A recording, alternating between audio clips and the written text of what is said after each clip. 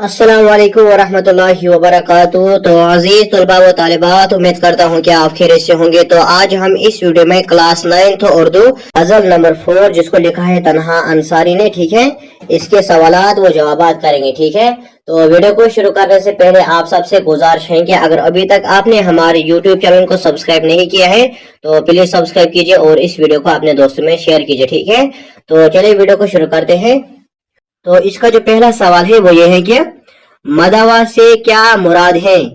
तो इसका जवाब है मदवा से मुराद दवा या इलाज है। ठीक है, इसी तरीके से अब इसका दूसरा सवाल वो ये है कि शायर को पुरशिश अमाल का ख्याल क्यों खूब ज्यादा करता है। तो इसका जवाब है शायर को पुरशिश अमाल ख्याल इसलिए खूब ज्यादा करता है क्योंकि वो खुद को गुनाहगार तस्वुर करता है। ठीक है, तो इसी तरीके से अब है इसका तीसरा सवाल वो ये है कि खजान के तुंद झोंकों से क्या मुराद है।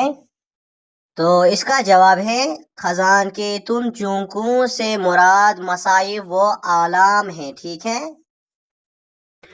इसी तरीके से अभी इसका आखिरी वाला सवाल नंबर चौथा वो ये है कि शायर ने मौजों के तलातिम के साथ शिकस्ता नावों का इस्तेमाल करके किस बात पर जोर देना चाहा है। ठीक है, तो इसका जवाब है शायर ने मौजों के तलातिम के साथ शिकस्ता नावों इस्तेमाल करके हिम्मत और इस्तिकलाल की बात पर जोर देना चाहा है। ठीक है, तो यहाँ पर इस सबक के तमाम सवालात व जवाबात मुकम्मल हुए।